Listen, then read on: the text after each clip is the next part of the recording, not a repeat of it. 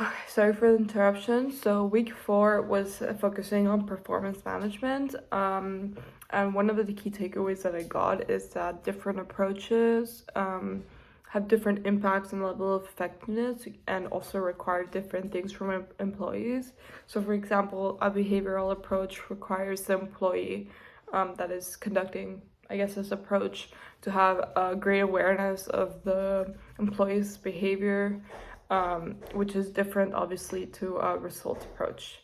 Another key point is that compensation is beneficial at a company and employee level. So companies are also gaining insight, for example, on employees, and they have more kind of guided information, and it's not something that only benefits the employees.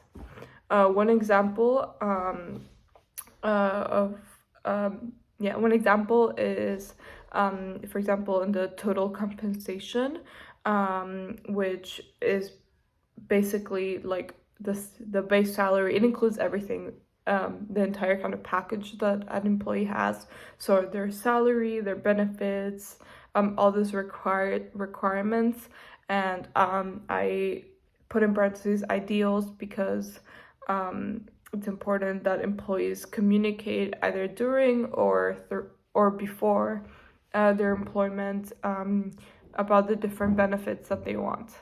One takeaway that I'm going to take into my own life is that rewards are only one factor that motivate employees. And this kind of has to do with extrinsic and intrinsic motivation. And so this highlights that, yes, rewards are important as part of compensation, but also you have to look at what your employees as individuals want, whether they're motivated because they want to grow or more a financial motivation. It's important to look at this. So for me,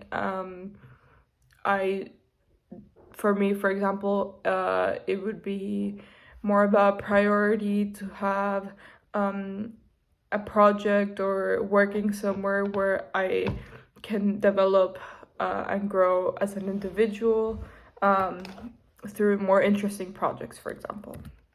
Week 5 focused on training and development. One key point is the relationship between the gig economy and digitalization. So companies are more interested in temporary agreements, and digitalization makes the gigs easier for companies, and also that causes it to be easier for workers because they have more freedom. Another point is that job hopping can generate flexible, highly knowledgeable and skilled workers, which is attractive from a company perspective, and this is something that I only thought could be seen as a negative from a company level. So this is interesting. One example is a boundaryless career, which is independent, is a career that prioritizes independence and personal identity and growth. So for example, like a professor or a teacher. And one key takeaway that I got that I will take into my own life is that it is important to reflect rather than ruminate on one's failures or progress, which because that helps us look forward. It helps us identify patterns and explore individual motivations, and I think this highlights like the importance of